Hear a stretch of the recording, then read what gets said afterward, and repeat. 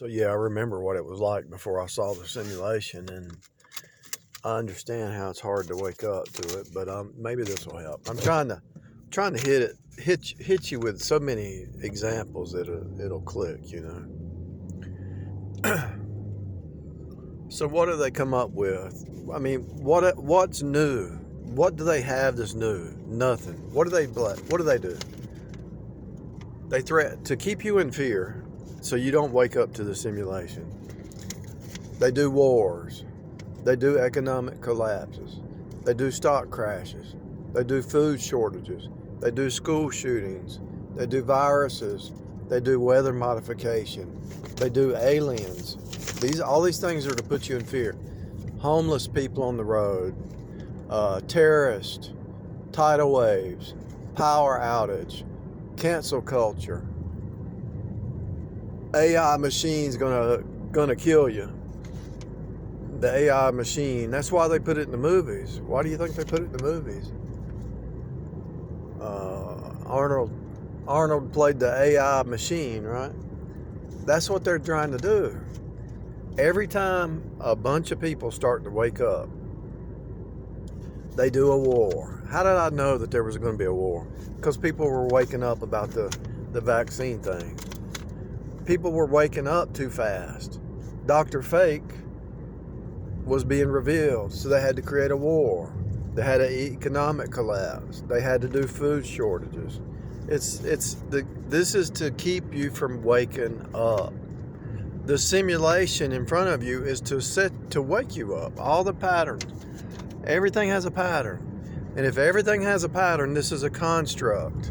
And if it's a construct, it's the same every day. Nothing new under the sun. So if it's construct, nothing new under the sun, out here never changes. So what changes? Your inside. And they don't want you to grow on the inside. This girl beside me, she's just a fractal few of people like her. I'll show you when she's smoking one of these vape things. Her car's got her windows broke, glasses cars tore, and she's sitting there like she's high on some kind of drug or something. And it's like the archetypes are so obvious and so blow your mind because everybody's in their box, right? So they were raised around certain kind of music, so they think that way. They were raised around certain kind of people, they think that way. Everybody's in their little box and they can't escape it. Look at this car. It's dented all over the place. And I'm not judging somebody with a bad car, but her mirror's hanging off the side. It's a Lexus. It's all tore up. The front window's crashed in, the back window, the mirror. And I'm not judging. I'm just saying, she's sitting there vaping. Instead of spending that money on that vape, why don't she spend money on fixing her mirror that's hanging off the side of the window, off the side? My point is, Jesus said the poor is always going to be with you, right? There's going to be a lot of people that never wake up. But my point is, the simulation is so obvious. The pattern's in front of you. The Bible says there's nothing new under the sun. The Bible says it. The Bible says this is going to be renovated and all this is going to burn up. So anything that burns up is not real. So what is real? Your soul, your heart, your mind, your inner man is real. Even your body's going to go back to the grave. So your soul and your heart, that's the real thing. Your spirit, the Father of spirits. God is not the Father of dead stuff. He's the Father of living stuff. My point is,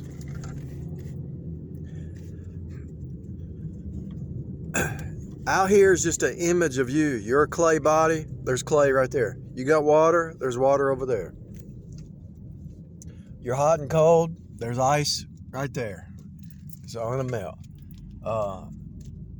The air conditioning in this building over here, it's because you got air conditioning in your body. Everything outside is a reflection of what you are. And God had to give you what you could understand. And so if you got the spirit of truth, you ought to be able to see the simulation. You ought to be able to see the repeat. You ought to be able to escape it. And you ought to be able to see the fear game. You ought to be able to see the magician priest class that's creating lies for you to live in. And those boxes and those lies are 666 flesh mind. And so every time you join up and you name some kind of organization that we believe this or believe that, you're creating a box. You're actually blinding people.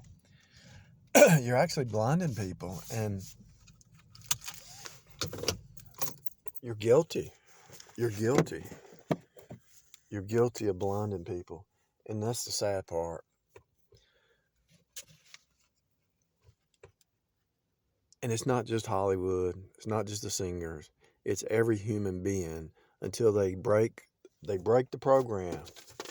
All this stuff happens every year, every 10 years, every 100 years. They have no new game.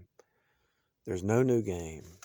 And it doesn't matter what comes across. Oh, an asteroid. I need to write that down. Put an asteroid on here. I don't have a pencil. I need to write. I'm actually documenting this as it comes to my mind. So I need to add asteroid. Oh no, an asteroid's gonna hit the Earth. Oh no, there's a tidal wave. Oh no, there's a virus. Oh no, there's a war. Oh no, there's no food. When you can actually go on that tree right there, cut the tree bark off, eat the inner bark, and fry it like bacon. Oh no, there's an economic collapse.